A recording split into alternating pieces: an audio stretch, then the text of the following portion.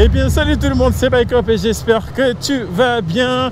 Aujourd'hui je vous propose un petit voyage entre 1974 et 78 au guidon de la Honda Four 550.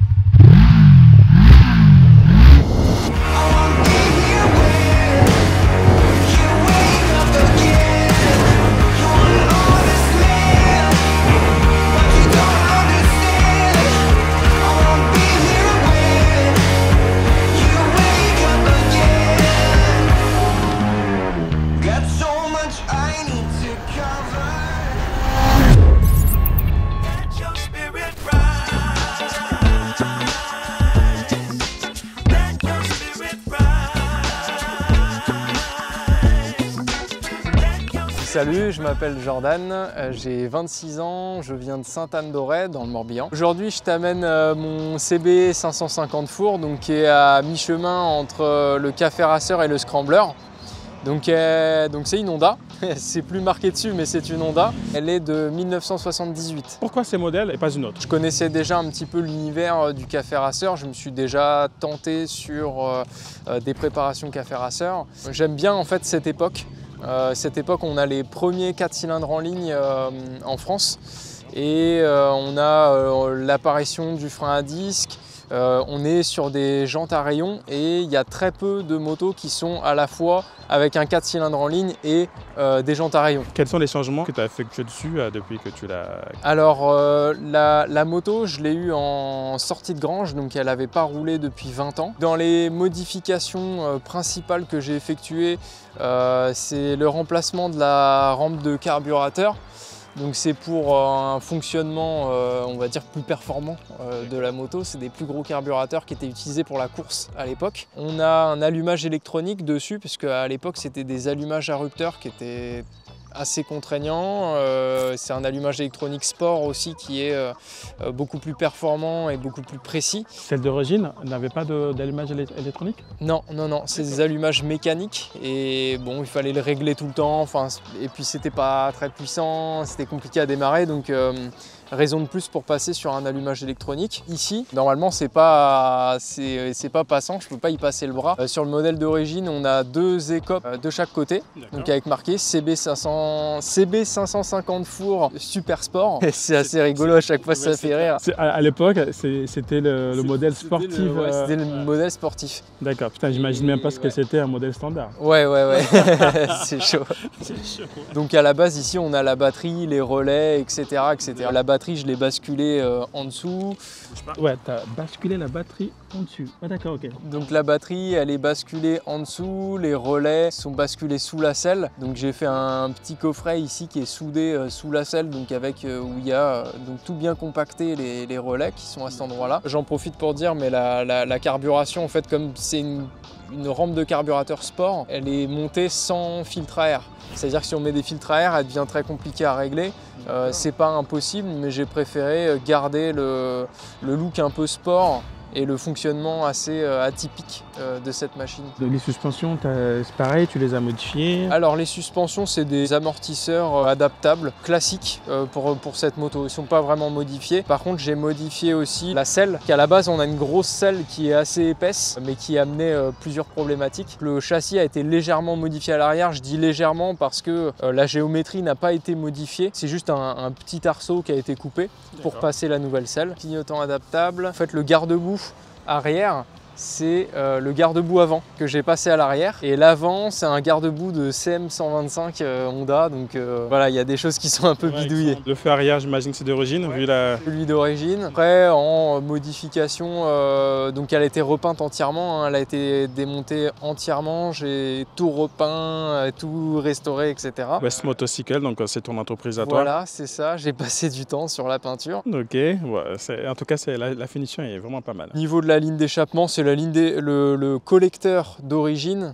Et à l'arrière, c'est un silencieux French Monkeys sur mesure. Pour moi, vraiment le mieux qui peut se monter là-dessus en termes de forme, de son. Alors, petite anecdote, souvent les gens font des modifications pour que les motos fassent plus de bruit. Oui. Moi, ce silencieux, je l'ai modifié en interne pour qu'il fasse moins de bruit. Parce que vraiment, ça gueulait fort.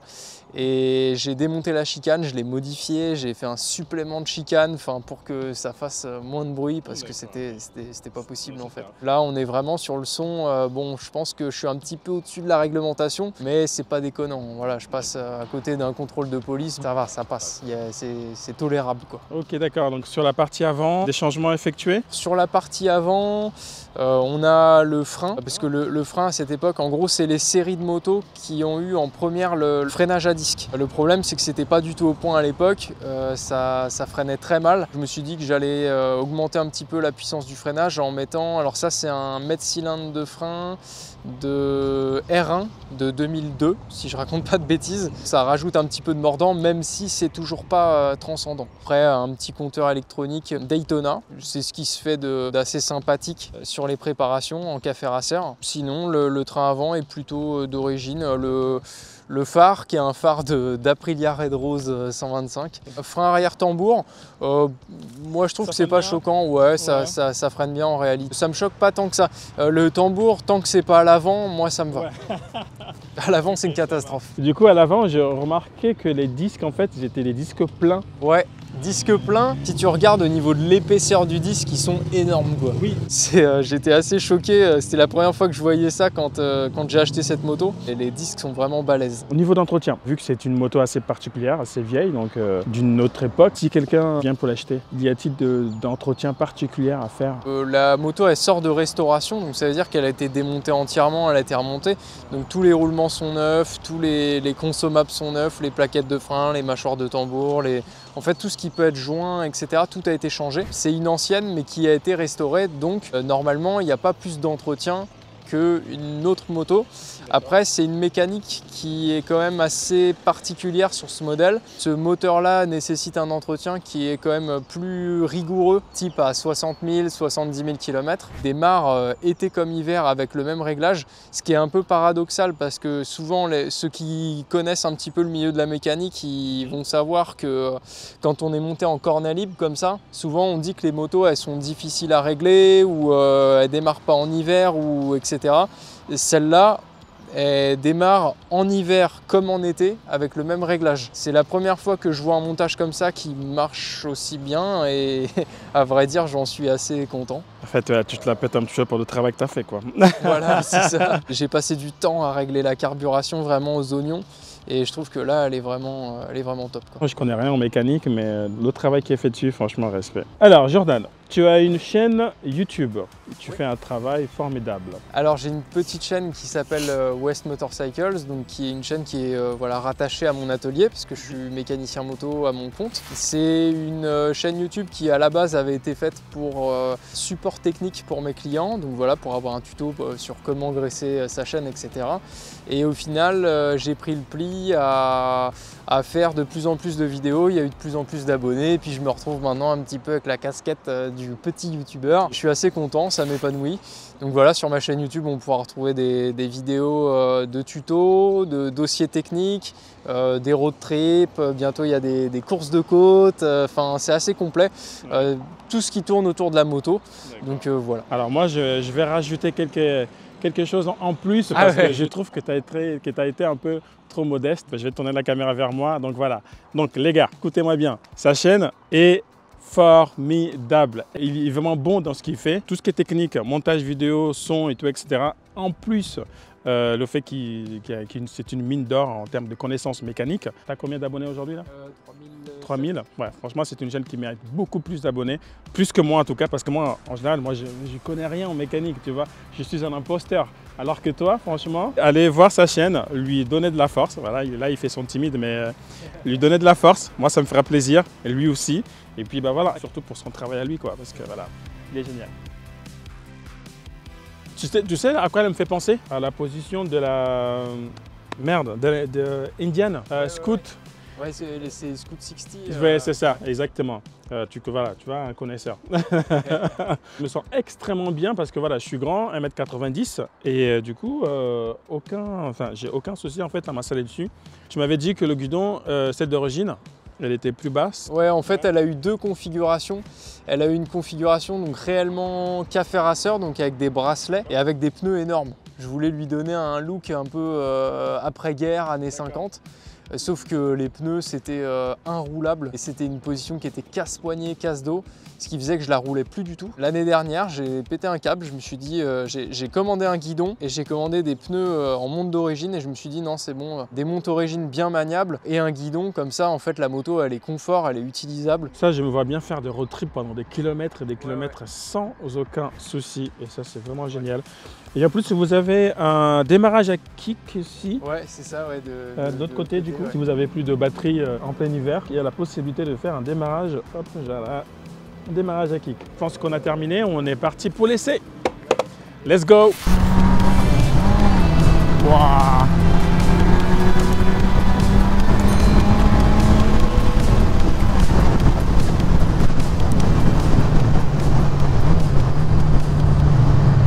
D'accord, ok. Alors, j'ai absolument rien, vraiment rien préparé. J'ai pris la décision de découvrir en même temps que vous cette moto. De toute façon, au niveau de la fiche technique, je suis extrêmement nul, vous le savez déjà. Oh, mais ça penche bien.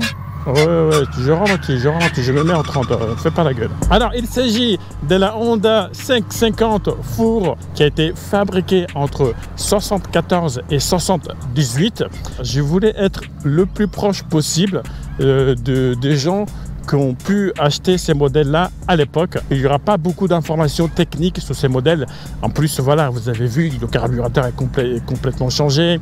Il a rajouté des démarreurs électriques, etc. Au niveau de pneus, enfin bref. Et honnêtement, c'est ultra léger. J'avais un peu des appréhensions sur le pneu. Je pensais que ça allait être vraiment un truc à tank parce que les pneus sont assez carrés. Mais finalement, je suis dessus et c'est vraiment ultra léger, ultra maniable. Avec ce guidon qui est assez large, ça rajoute encore de la maniabilité.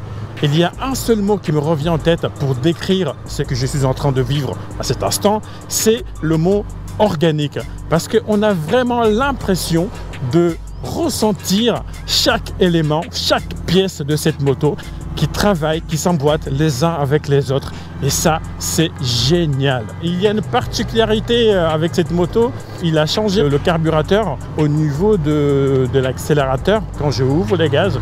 Ça s'étouffe. C'est un modèle apparemment sportif, en tout cas sportif de l'époque. Enfin, le carburateur était un modèle sportif. Il faut vraiment y aller progressivement à l'accélération. Laisser le temps au moteur de reprendre son souffle et de respirer pour pouvoir attaquer. J'ai eu un peu peur là parce que c'est étrange parce que tu as l'impression que tu n'as pas de limite quand tu te penches. Et là, j'ai cru que j'avais perdu l'arrière, j'ai cru que j'allais tomber, mais en fait non, c'est que tu peux vraiment te pencher, mais c'est très dur de jauger en fait la limite avec ces genres de pneus, mais ça fait partie de son charme. Hein, donc, elle est équipée d'origine, alors je pense que c'est le cas ici. Il s'agit d'un moteur Carter à refroidissement par air. Donc voilà, c'est le seul truc que je peux vous dire.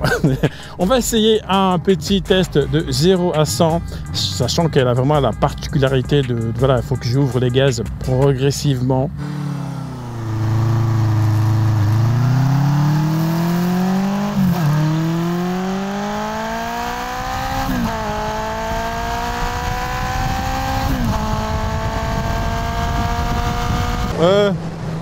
Je ne redirai, franchement, Je n'oserais pas aller au-delà de 120 km sur l'autoroute parce que ça c'est pas stable.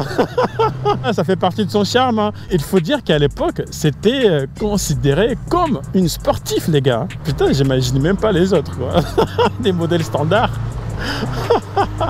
Ah, tu vois, là, il s'étouffe. Ah, voilà, là, il s'étouffe parce que j'ai ouvert trop vite les gaz. Alors que progressivement, c'est tellement différent des motos modernes que j'ai l'habitude d'essayer que tu as l'impression que ça freine pas. Mais si, ça freine, mais il faut vraiment appuyer pour aller chercher, quoi. Et le tambour, franchement, il freine. Hein. Franchement, il freine. Il est pas mal. Et c'est parti.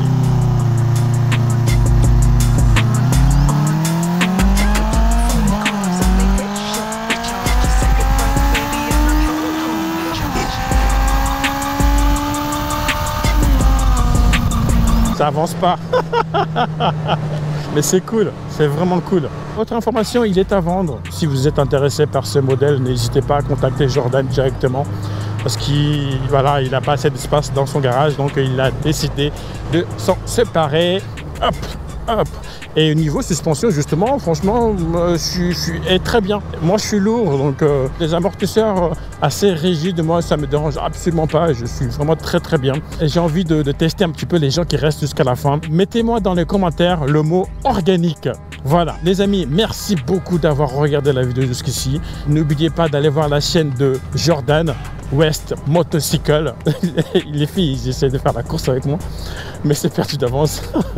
Salut l'ami, il y a une 09. Et je suis pas en train de dire ça juste parce que voilà, je connais ou tout etc. Non, mais vraiment, allez faire un tour et vous allez comprendre de quoi je parle parce que niveau montage, niveau mécanique, enfin le mec, il est vraiment très bon. N'oubliez pas de liker, de commenter parce que ça va vraiment aider la chaîne, ça va me motiver à faire d'autres vidéos du même style avec de motos anciennes et motos modernes, bien sûr. Je vous dis à la prochaine, c'était Bike Up pour te servir. À la prochaine et ciao. Que moi, je vais aller rendre la moto et pendant le trajet, je vais essayer de trouver un titre bien putaclic. Putain, il m'a fait peur. Il m'a fait flipper.